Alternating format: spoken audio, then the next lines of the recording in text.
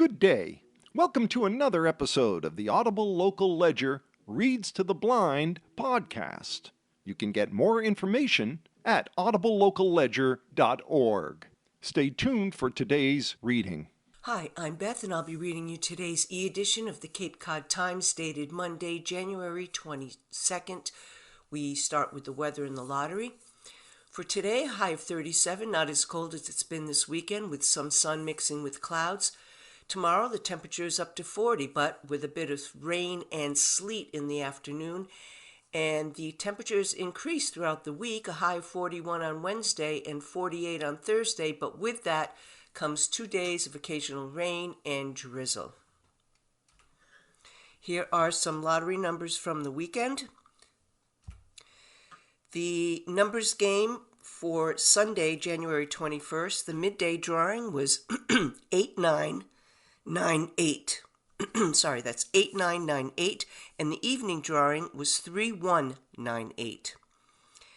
Mass cash for Sunday, 10, 16, 30, 33, 34. And Saturday's Powerball number, 16, 31, 34, 47, 65, Powerball 10. Here is your first front page story with the headline, Meeting That Responsibility. The Falmouth representative to the Barnstable County Assembly of Delegates announced that he will be deploying with the Massachusetts Army National Guard on January 25th as part of the U.S. military's Operation Inherent Resolve. Dan Gesson, 23, a second lieutenant infantry platoon leader for the Army National Guard, said he will continue serving as Falmouth's delegate remotely during his deployment. He said balancing the duties of his deployment with the Assembly of Delegates will not be without its complexities, but will be doable. I definitely want to emphasize that the priorities that exist, whether it's housing, wastewater, the cost of living on the Cape, or the environment, they're going to remain the same for me whether I'm here or I'm there, Gesson said. And I'm fully committed to making sure I speak for Falmouth on these issues, and I continue the effort that I've been pursuing thus far. Operation Inherent Resolve is targeted operations to defeat the Islamic State group in Iraq and Syria areas of influence, according to the U.S. Department of Defense. The son of refugees from the former USSR, Gesson was born and raised in Falmouth. My parents came during the 1980s when there was an opportunity to escape the USSR, he said. I know that's allowed me a lot of opportunities here in the U.S., and I believe it's an individual responsibility to make sure these opportunities continue to be available to others. I kind of see my service in the military and on the Assembly of Delegates as a way of meeting that responsibility. He said he enlisted in the Army National Guard when he was still in high school at the age of 17. He was then awarded the National ROTC Scholarship and attended UMass Amherst. In 2020, Gesson ran for the Falmouth seat on the Assembly once State Senator Susan Moran stepped down to run for her current Mass Senate seat. Though initially unsuccessful, coming in second behind former Falmouth delegate and Falmouth Select Board member Douglas Brown, Gesson said he was appointed to the Assembly after Brown resigned in March 2022. In November that year, I ended up being re-elected for another full term, and I've been serving ever since, Gesson said. The Assembly of Delegates is the legislative branch of Barnstable County government and responsible for adopting new regulations and maintaining checks and balances over the executive branch known as the Board of Regional Commissioners. The delegates are elected from each of the Cape's 15 towns and serve for 2 years. Among the issues Gesson said he is focused on during his tenure, housing remains the critical priority. The housing crisis is super significant for pretty much all Cape Codders. I don't think there's a bigger issue that affects the Cape on an individual level, but also just the businesses on the Cape and the community, too, he said. It is uncertain how long the deployment will be or where he will be stationed, but Gesson said he expects to be back on the Cape by mid-fall. Without a doubt, this isn't going to be the easiest and the most straightforward thing, to balance this deployment and with the Assembly of Delegates, making sure I'm representing my constituents fairly, Gesson said. but I think it's very doable. I'm far from the first person to have ever done it. In other news, 3 Dennis Yarmouth Intermediate School students inadvertently ate a THC edible chocolate bar while on the school bus, which caused one to feel sick, according to the Yarmouth Police Department. The source of the chocolate bar has not yet been identified, according to police. Both the Yarmouth Police Department and school administration jointly consider the incident closed, as immediate actions were taken to address the situation and ensure the well-being of the students, reads a Facebook post from the police department on Friday. Police announced on Thursday that 3 students were taken to Cape Cod Hospital when they suffered symptoms after eating a chocolate bar. According to the release, School Resource Officer Samantha Voltellini received word at 9:10 a.m. that a student was experiencing a reaction to an unknown substance they had consumed. The student was in the nurse's office at the time. The student reported eating part of a chocolate bar on the bus before arriving at school. 2 other students had eaten portions of the candy bar but were not experiencing any noticeable symptoms. All 3 students were taken to the hospital by Yarmouth Fire Department for medical evaluation. This headline, Climate Change Denial Surges. Social media is still not doing enough to stop misinformation denying the existence and causes of climate change. That's the finding of a review of climate-related conversations on social media platforms by the public interest research organization Advance Democracy. Despite company pledges to crack down, falsehoods, hoaxes, and conspiracy theories circulated with few warning labels or links to credible information in 2023, contributing to a dramatic surge in the number of posts denying climate change last year. Nowhere was that surge more evident than on X, formerly Twitter, where the number of posts containing terms linked to climate change denial more than tripled for the second year in a row, Advanced Democracy found. They saw a significant increase in Facebook posts that dismiss climate change as an exaggeration or a hoax. Of the 10 Facebook posts with the most interactions, 8 either denied climate change or promoted conspiracy theories. None included a link to Facebook's Climate Science Information Center or a fact check. TikTok also failed to rein in falsehoods even after the short-form video platform adopted a policy prohibiting climate misinformation last year. Videos that deny or downplay climate change were viewed millions of times. Advanced Democracy says that in its review, only YouTube has improved.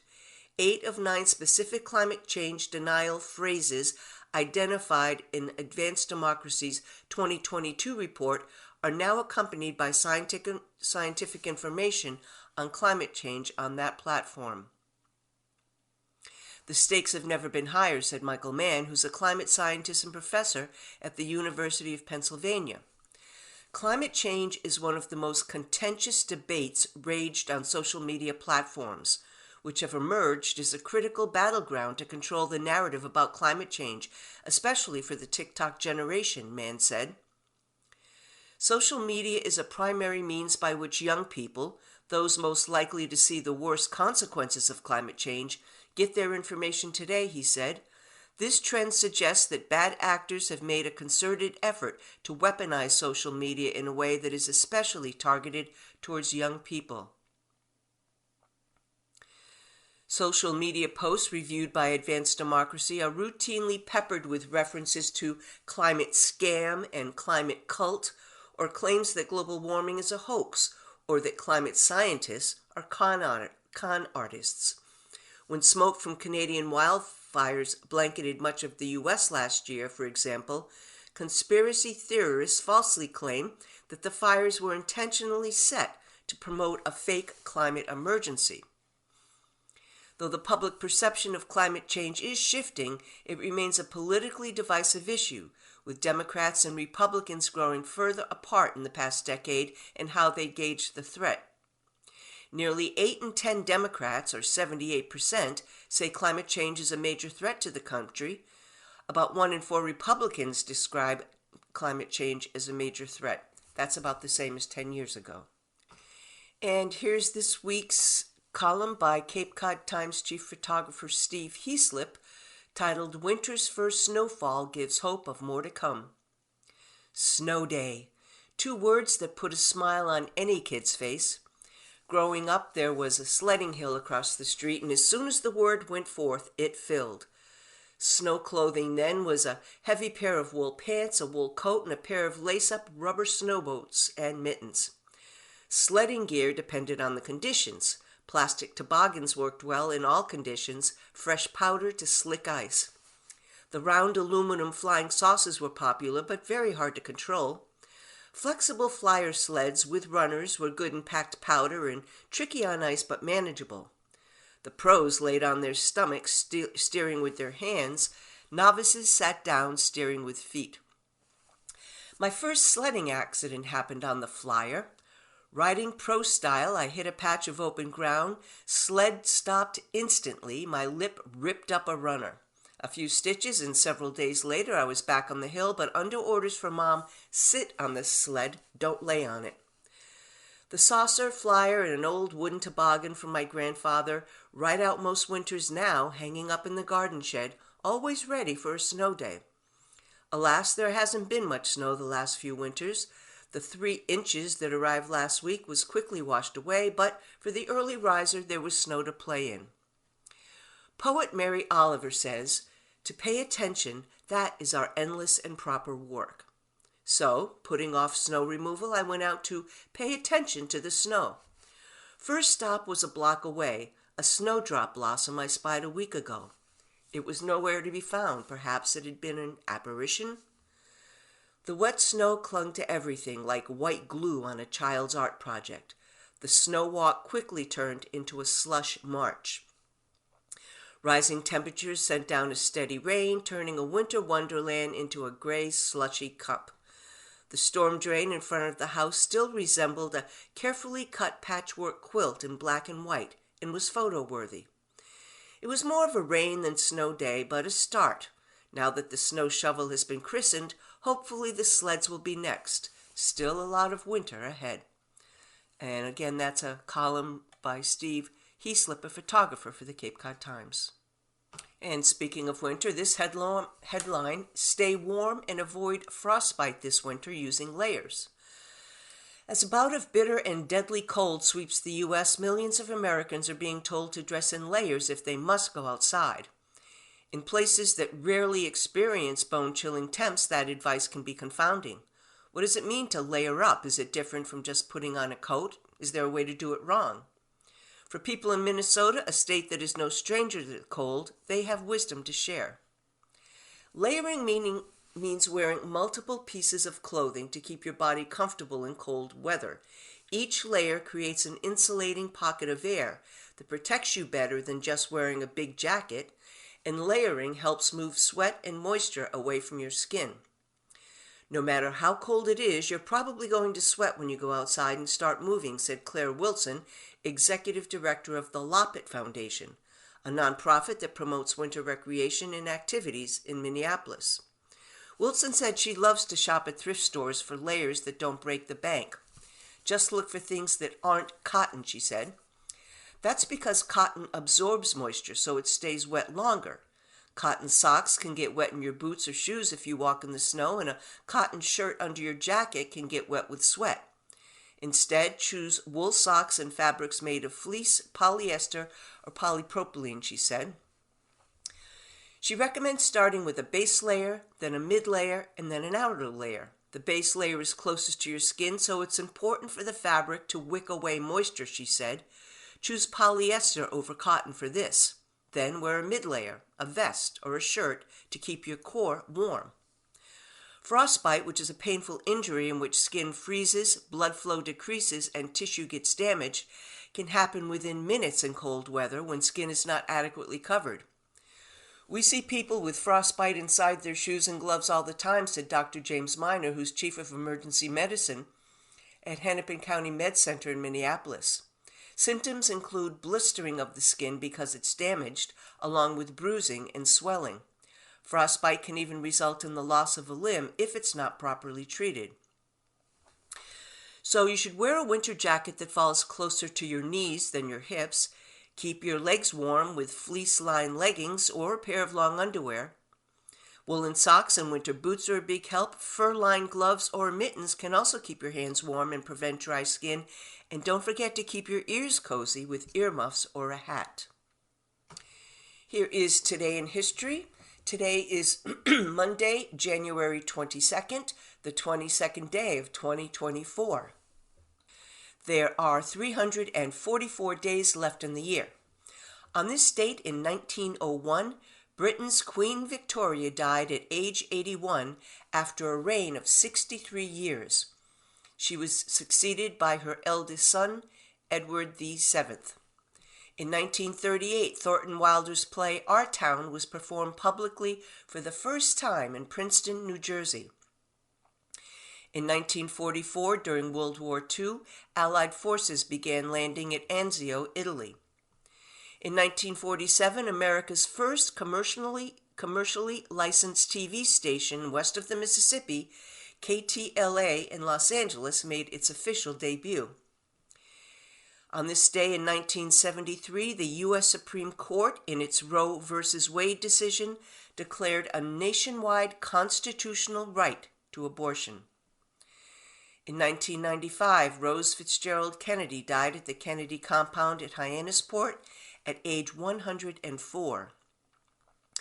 In 1997, the Senate confirmed Madeleine Albright as the nation's first female Secretary of State. In 1998, Theodore Kaczynski pleaded guilty in Sacramento to being the Unabomber, responsible for 3 deaths and 29 injuries, in return for a sentence of life in prison without parole. In 2006, Kobe Bryant scored 81 points, the second highest in NBA history, in the LA Lakers' 122-104 victory over the Toronto Raptors. In 2008, actor Heath Ledger, age 28, was found dead of an accidental prescription overdose in a New York City apartment. And in 2009, President Barack Obama signed an executive order to close the Guantanamo Bay prison camp within a year. The facility remained in operation as lawmakers blocked efforts to transfer terror suspects to the United States. President Donald Trump later issued an order to keep the jail open and allow the Pentagon to bring new prisoners there. In other news, a Barnstable County Superior Court jury found a Yarmouth couple guilty on several charges of child abuse on Thursday. Brian Barnacle, 42, and Crystal Barnacle, 43, both were found guilty after a 7-day trial. Following an investigation by the Yarmouth Police Department, they are scheduled to be sentenced on Tuesday. According to a press release from the Cape and Island DA's office, Brian Barnacle was charged with several counts of aggravated assault and battery with a dangerous weapon, assault and battery, reckless endangerment of child, strangulation, and intimidation of a witness. Crystal Barnacle was charged with counts of reckless endangerment of a child and wanton, recklessly permitting bodily injury to a child under 14. Under state law, aggravated assault and battery with a dangerous weapon can carry up to 15 years in prison. According to the DA's office, 2 children were repeatedly abused by Brian Barnacle between 2016 and 2021 and suffered multiple physical injuries. The children were struck with a cane, causing a gash on the head, hit numerous times with a belt, multiple times by Brian Barnacle's fists, which led to incidents of unconsciousness, struck with hands, causing a black eye, and being strangled by Brian Barnacle. While Crystal Barnacle is not alleged to have physically struck the victims, she was aware of the abuse and at many times present during it and never made an effort to stop it, said the DA's office. After police were involved, both Brian and Crystal intimidated the victims and witnesses involved, the DA's office said. The case was prosecuted by Second Assistant DA Tara Coppola and Victim Witness Assistant Deborah McCoy. The couple will return to the Barnstable Superior Court for sentencing on Tuesday at 2 p.m. The spokesperson from the DA's office declined the request for any additional comment. And from Washington, new Speaker Mike Johnson finds himself leading House Republicans with a majority in name only. Unable to unite his unruly right flank and commanding one of the slimmest House majorities in history, Johnson is being forced to rely on Democrats for the basics of governing, including the latest bill to prevent a federal shutdown. Approaching his first 100 days on the job, Johnson faces daunting choices ahead. He can try to corral conservatives who are pushing rightward in endless hours of closed-door meetings to work together as a team, or he can keep reaching out to Democrats for a bipartisan coalition to pass compromise legislation. So far, rather than the speaker of a dysfunctional GOP majority, Johnson, a Republican from Louisiana, has shown he is willing to compile a rare, large supermajority of Democrats and Republicans to get things done with Democratic President Joe Biden. And that supermajority is exactly what some in Congress want, but others fear is coming. Everyone understands the reality of where we are, Johnson said at a news conference. The House Republicans have the second smallest majority in history, he said. We're not going to get everything we want, but we're going to stick to our core conservative principles. Johnson is about as conservative as they come in Washington. He's a movement conservative steeped in Christian beliefs who made his way from Louisiana working in the trenches of hard right social policy, particularly against abortion, gay rights, and other issues. Elected in 2016, Johnson has become aligned with Donald Trump, who won the White House that year, and Johnson led a key legal challenge for Trump in 2020 trying to overturn Biden's election. For now, the far-right forces that ousted Johnson's predecessor, former Rep. Kevin McCarthy of California, from the Speaker's office are allowing a grace period. They are frustrated by Johnson's reluctance to take dramatic action, such as government shutdown, to win their priorities, but they are heartened that at least Johnson is forthcoming with them. But the hardline Republicans are watching and waiting.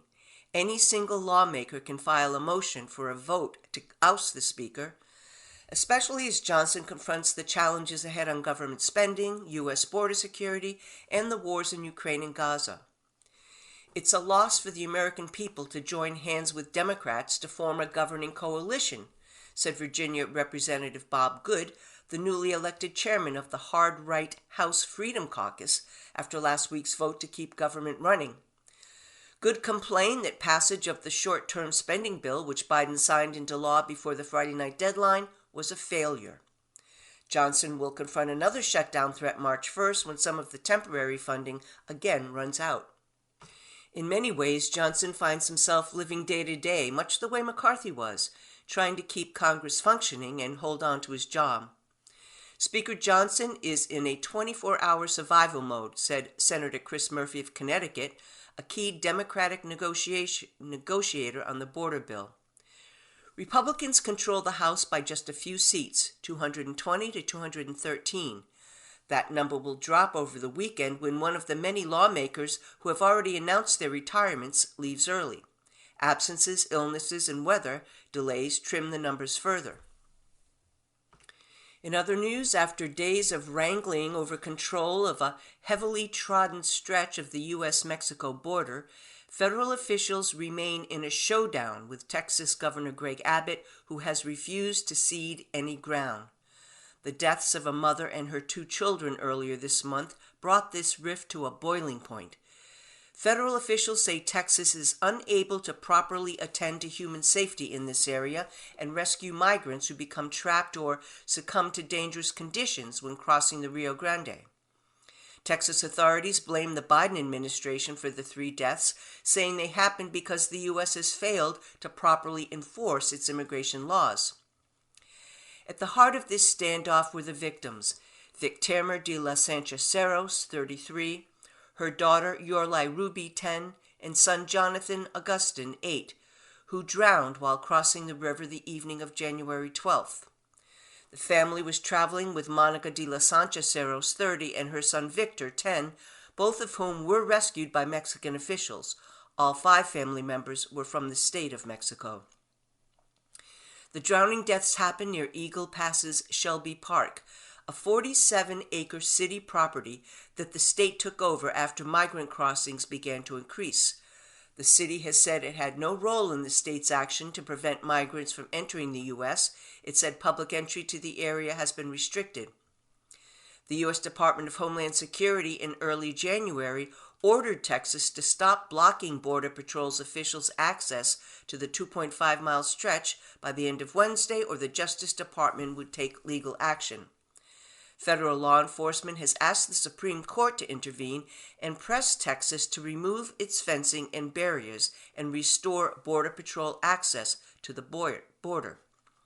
Lawyers for Texas say they are simply affirming their state's rights amid a border crisis. They also disputed the details of what happened with the woman and her 2 children who drowned, and differed on the details of 2 other migrants in distress that night in the river. At 8 p.m. January 12th, Victorina de los Sanchoceros and her 2 children drowned near Shelby Park, according to court documents. U.S. officials say that de los Sanchoceros and her children were in the water near the boat ramp when they drowned. Mexican officials said they never entered U.S. territory. At 8 p.m. that same evening, Mexican officials alerted the U.S. Border Patrol about 2 migrants in distress on the U.S. side of the river near the Shelby Park boat ramp. Monica de los Sanchos and her son were also near the U.S. side before they turned back. Texas attorney said in court documents that state personnel didn't see anyone in distress at the water at that time and only learned about the drownings after the fact from Border Patrol. 7 migrants in 2 groups had tried to cross that night. The first was a group of 5 people, the de los Sanchoceros woman and the 3 children. Border Patrol attempted to reach Monica de los Sanchoceros and her 10-year-old son. Mexican officials wouldn't comment on whether the 2 mothers were related, but Mexican media outlets identified them as sisters. 2 men also tried to cross that night. When a Border Patrol agent arrived at Shelby Park, the gate erected by the state was closed. In a conversation through the gate, personnel from the Texas Military Department, a branch of the state police that operates at the border, refused the agent access. The Rio Grande becomes eerily quiet at night. Any persons in distress can easily be seen and heard, and can voices or sneezes from the Mexican shore. The distance from the boat ramp to Mexico is less than 100 yards. When the Border Patrol agent arrived at the park and told Texas officials about the drownings, state personnel had only heard about 2 migrants who had been found that evening, and both had been found alive. There was a migrant woman who had been detained near the boat ramp and transferred to state police. And between 8:30 and 9:30, personnel also found a migrant climbing near a shipping container in Shelby Park. When the man complained of symptoms of hypothermia, state personnel transferred him to emergency medical services for treatment. Lawyers for the state contest the allegation that Texas won't allow federal law enforcement access to the area in dispute. They said the state allows Border Patrol to access the boat ramp at Shelby Park so agents can patrol along the river, and lets them have access at other locations along the Rio Grande. In court filings, Danley, who is from the Border Patrol, said that federal agents were not permitted to visually monitor the Shelby Park area when the 3 deaths and 2 rescues happened. He said Texas officials have blocked mobile video surveillance inside the park's area that can find migrants in distress, he said. And from Portland, Maine Governor Janet Mills and a state lawmaker who immigrated from Somalia unveiled a proposal on January 19th to try to resolve the state's serious worker shortage by tapping swiftly growing immigrant communities.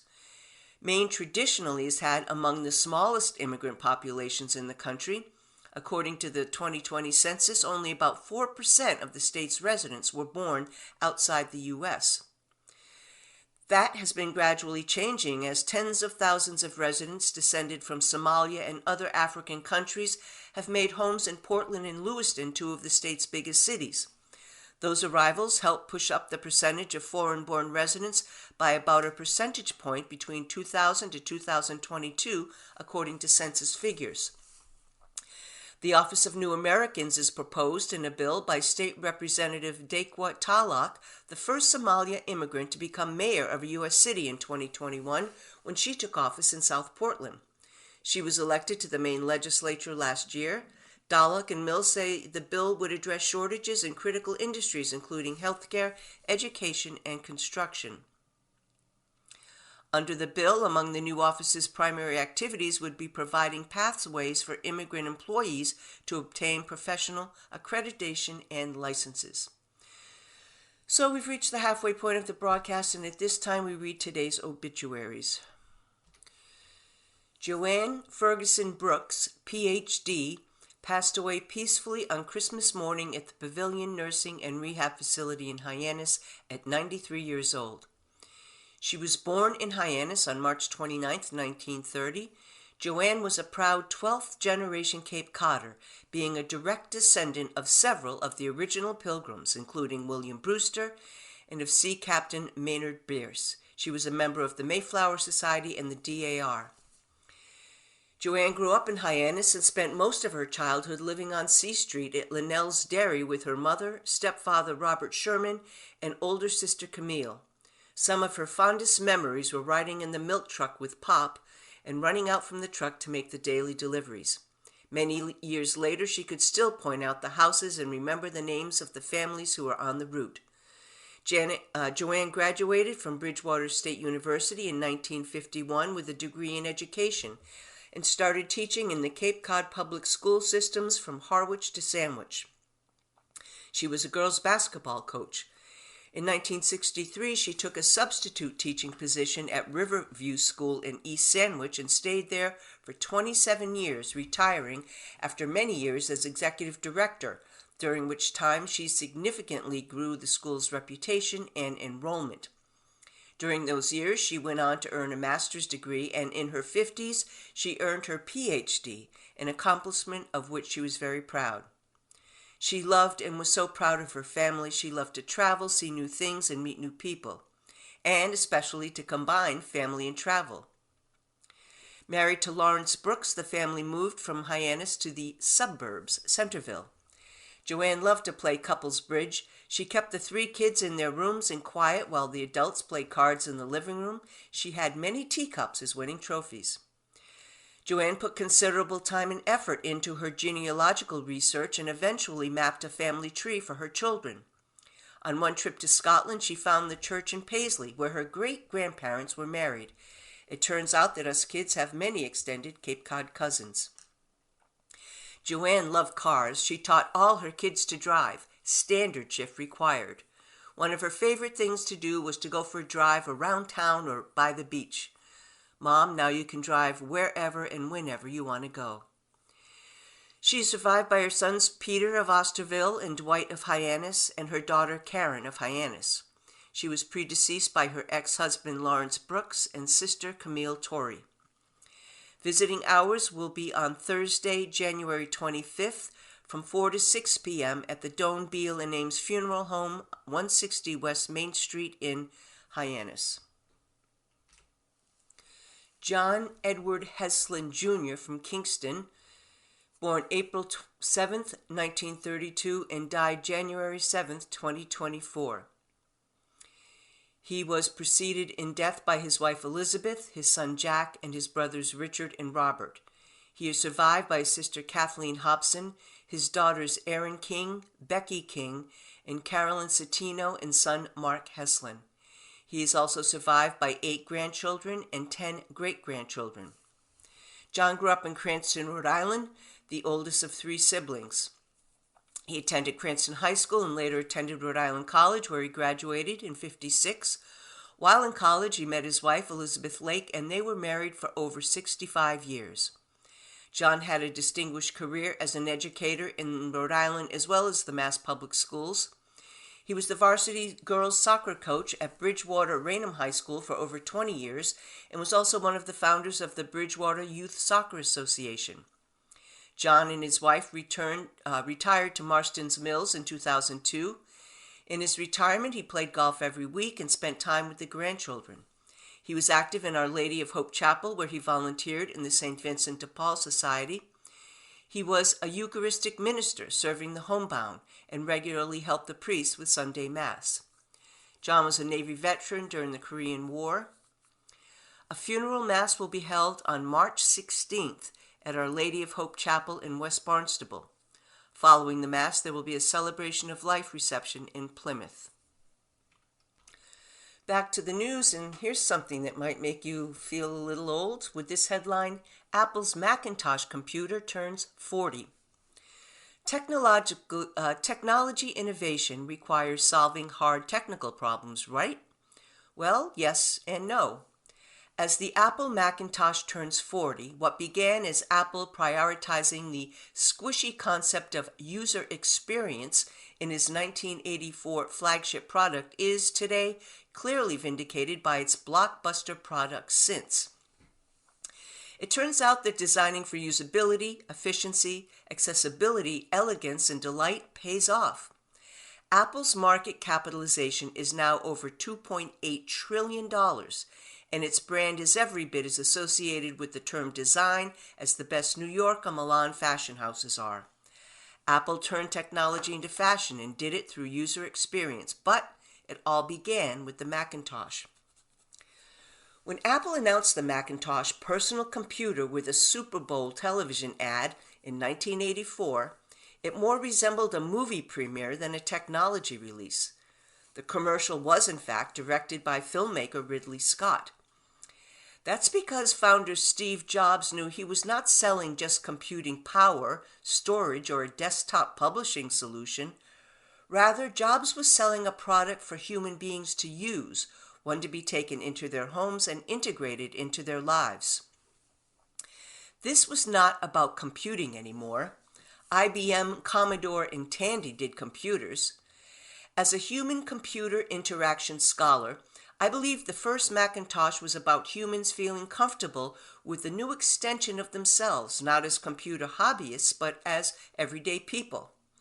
All that computer stuff, circuits and wires and separate motherboards and monitors, was neatly packaged and hidden away with one sleek integrated box. You weren't supposed to dig into that box, and you didn't need to dig into that box, not with the Macintosh. The everyday user wouldn't think about the contents of that box any more than they thought about the stitching in their clothes.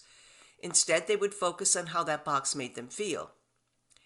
As computers go, was the Macintosh innovative? Sure, but not for any particular computing breakthrough. The Macintosh was not the first computer to have a graphical user interface or employ the desktop metaphor, icons, files, folders, windows, and so on. The Macintosh was not the first personal computer meant for home, office, or educational use. It was not the first computer to use a mouse. It was not even the first computer from Apple to be or have any of the things. The Apple Lisa, released a year before, had them all. It was not any one technical thing that the Macintosh did first, but the Mac brought together numerous advances that were about giving people an accessory, not for geeks or techno hobbyists, but for home office moms and soccer dads and 8th grade students who used it to write documents, edit spreadsheets, make drawings, and play games. The Macintosh revolutionized the personal computing industry and everything that was to follow because of its emphasis on providing a satisfied, simplified user experience. Where computers typically had complex input sequences in the form of typed commands like Unix or DOS, or multi-button mice, Xerox or Commodore, the Macintosh used a desktop metaphor in which the computer screen presented a representation of a physical desk surface. Users could click directly on files and folders on the desktop to open them. It also had a one-button mouse that allowed users to click, double-click, and drag and drop icons without typing commands.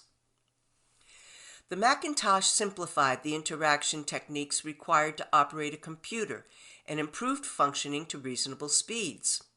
Complex keyboard commands and dedicated keys were replaced with point-and-click operation, pull-down menus, draggable windows and icons, and system-wide undo, cut, copy, and paste.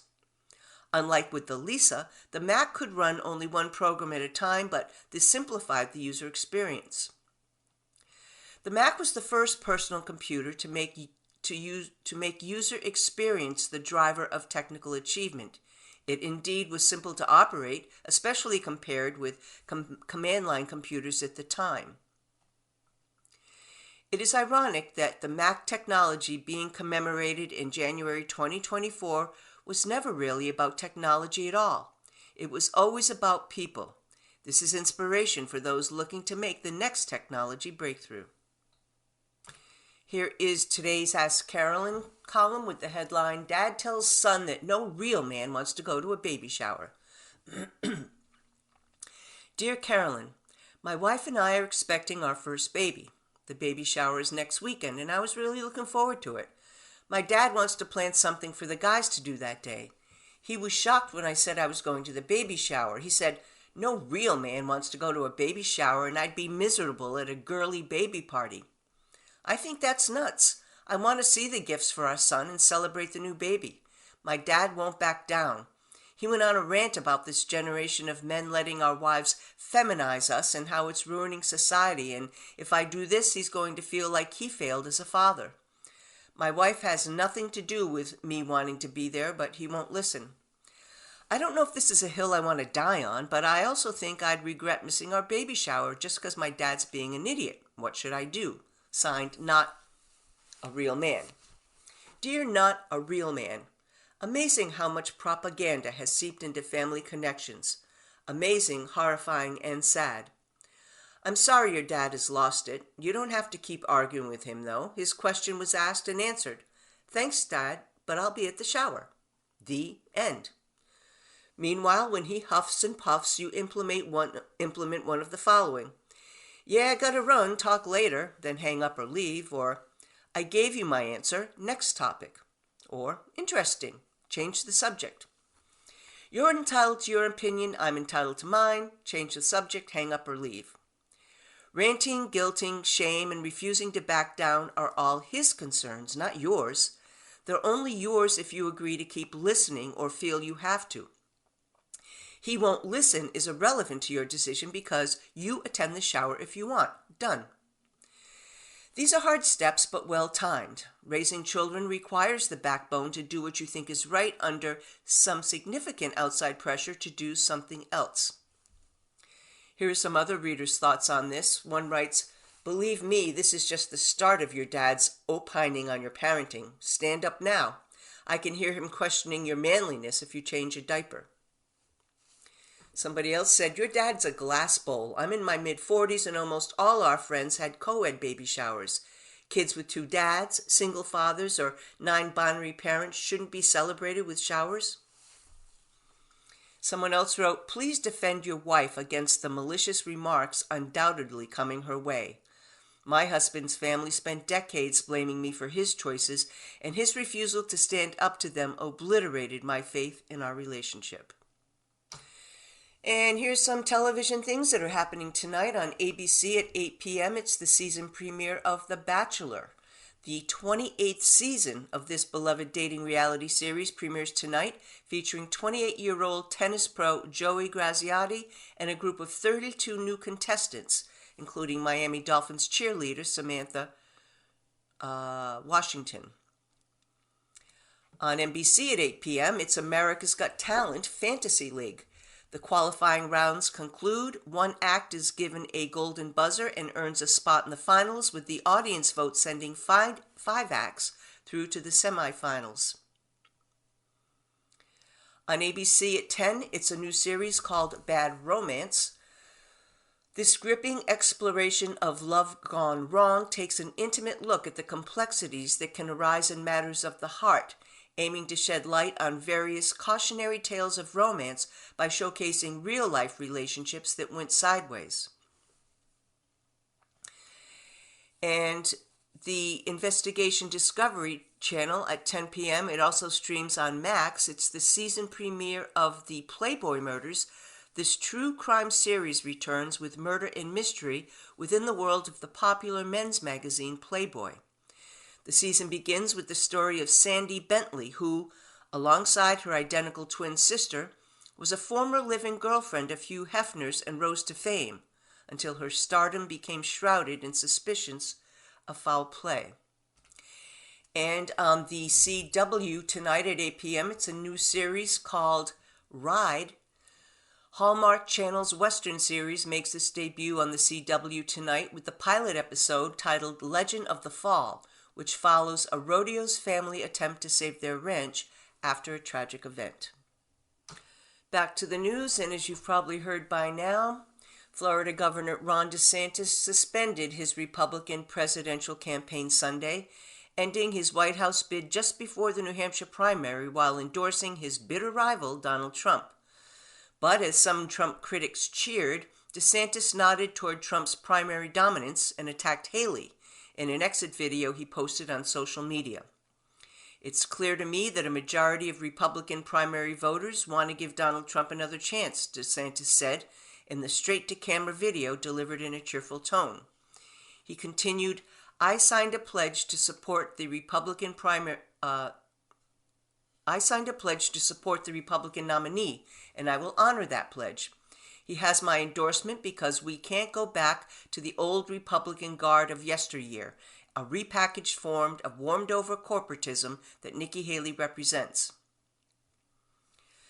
Haley spoke at a campaign stop in New Hampshire just as DeSantis announced his decision.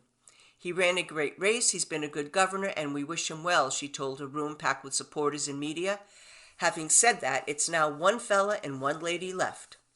DeSantis' decision, while perhaps not surprising given his 30-point blowout loss last week in Iowa, marks the end of an extraordinary decline for a high-profile governor once thought to be a legitimate threat to Trump's supremacy in the Republican Party. After months of contentious exchanges, Trump struck a more conciliatory tone late Sunday during a rally in New York, calling DeSantis a really terrific person. I also look forward to working with Ron to win the general election, Trump said. In this story, Taylor Swift's townhouse in New York City appears to have been the target of another break-in attempt, this time by a man who was arrested near the singer's Tribeca home Saturday as police responded to a report of a disorderly person. Witnesses said the man tried but failed to enter the townhouse in the early afternoon. Police would not confirm a break-in attempt at Swift's home, but officers arrested a man on the same street when they were told he tried to open a door to a building. The man was charged on an unrelated 2017 warrant out of Brooklyn for allegedly failing to answer a summons. They didn't release the man's name. An email seeking comment was sent Sunday to a rep for the You Belong With Me singer. It wasn't clear if she was at home at the time. The Tribeca townhouse has been the scene of several other break-ins and attempts when Swift wasn't there, including some by alleged stalkers.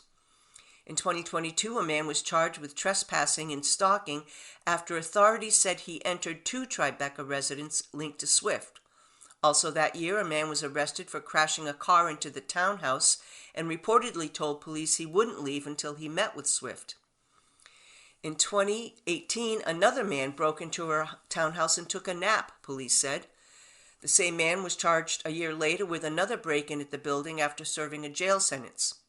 Police say alleged stalkers have also been arrested at some of her other homes, including one in Beverly Hills and in Watch Hill, Rhode Island. And from London, Sarah, the Duchess of York, has been diagnosed with a malignant skin cancer that was discovered during her treatment for breast cancer. The melanoma was found after several moles were removed while she was undergoing reconstructive surgery after a mastectomy. Doctors are analyzing it to see if it was caught early. Clearly, another diagnosis so soon after treatment for breast cancer has been distressing, but the Duchess remains in good spirits, the spokesperson said. Sarah, 64, the ex-wife of Prince Andrew and the mother of Princess Beatrice and Princess Eugenie, was once a favorite target of Britain's tabloids. The former Sarah Ferguson, known as Fergie, has published her memoirs and authored a number of children's books, as well as a historical romance for adults. The announcement came 5 days after dual health announcements in Britain's royal family. Kate, the Princess of Wales, had abdominal surgery, and King Charles III is due this week to have prostate treatment. And the 10-day search to rescue 2 Navy SEALs lost in the Arabian Sea during a mission to board a ship and confiscate Iranian-made weapons has been ended, and the sailors are now considered deceased, the U.S. military said Sunday. In a statement, U.S. Central Command said the search has now been changed to a recovery effort. The names of the SEALs have not been released as family notifications continue. Ships and aircraft from the U.S., Japan, and Spain continuously searched more than 21,000 square miles, the military said. With assistance from the Fleet Numerical Meteorology and Oceanography Center, the U.S. Coast Guard Atlantic Area Command, and the University of San Diego Scripps Institute of Oceanography, along with the Office of Naval Research. We mourn the loss of our two naval special warfare warriors, and we will forever honor their sacrifice and example, said General Eric Kurilla, head of U.S. Central Command. According to officials, the January 11th raid targeted an unflagged ship carrying illicit Iranian-made weapons to the Houthi rebels in Yemen. Officials have said that as the team was boarding the ship, one of the SEALs went under in the heavy seas, and a teammate went in to try and save him. The commandos had launched from the USS Lewis B. Puller, a mobile sea base, and they were backed by drones and helicopters. They loaded onto small special operations combat craft driven by Naval Special Warfare crew to get to the boat. In the raid, they seized an array of Iranian-made weaponry, including cruise and ballistic missile components such as propulsion and guidance devices and warheads, as well as air defense parts. It marked the latest seizure by the U.S. Navy and its allies of weapon shipments bound for the rebels, who have launched a series of attacks now threatening global trade in the Red Sea and the Gulf of Aden over Israel's war on Hamas in the Gaza Strip. The seized missile components included types likely used in those attacks. The U.S. Navy ultimately sunk the ship carrying the weapons after deeming it unsafe. The ship's 14 crew were detained.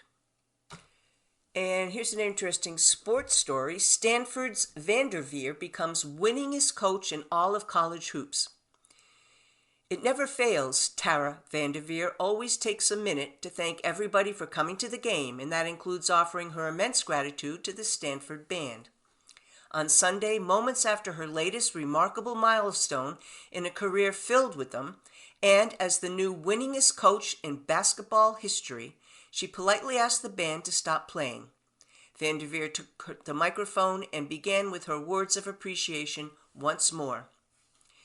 Just as those who love her so hoped it turned out, Vanderveer passed former Duke and Army coach Mike Krzyzewski with her 1,203rd career victory at home in Maples Pavilion when number 8 Stanford beat Oregon State 65-56. It's really special to win a game and have you all here to celebrate, Vanderveer said. It's also really special to have so many former players come back. It's so exciting to see everybody. Thank you all very much for coming out. I really appreciate it. A head coach since age 24, Vanderveer celebrated with thousands on her team's home floor with a couple dozen former players on hand to cheer the Hall of Fame coach on for yet another triumph in a 45-year career filled with memorable accomplishments.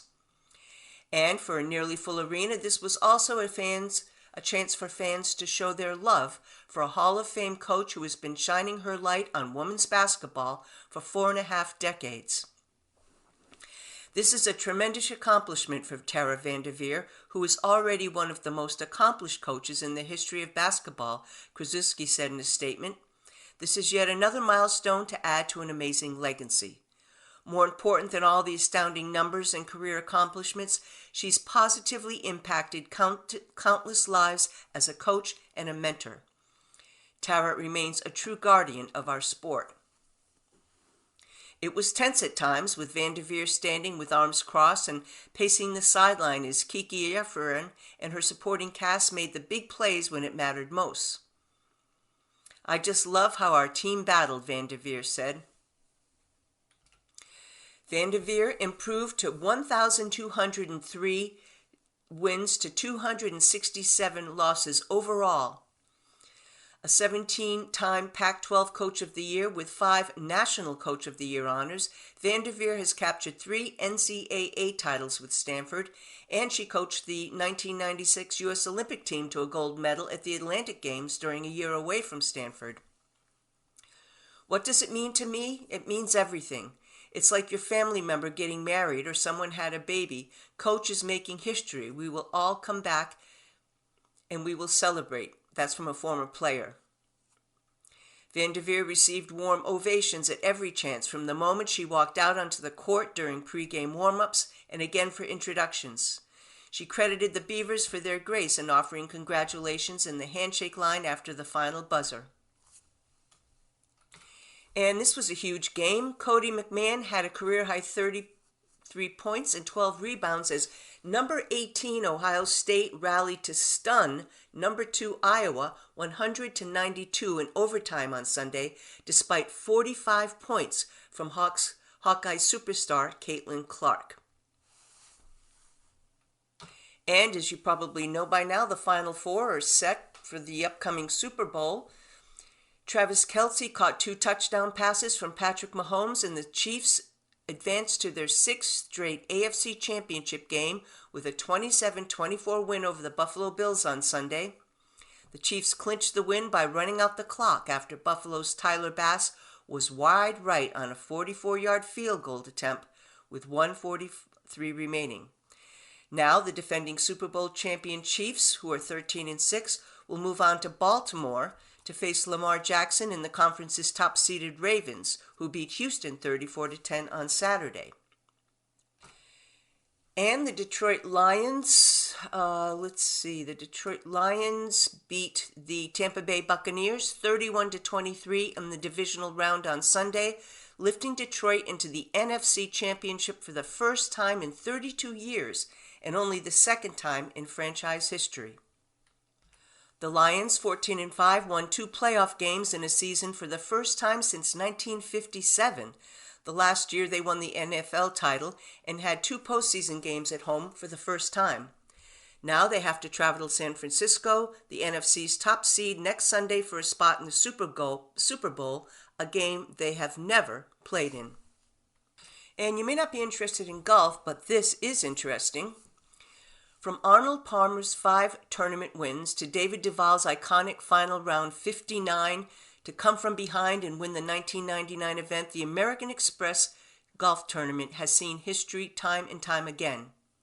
Now, next to Palmer and Duval comes 20-year-old amateur Nick Dunlap.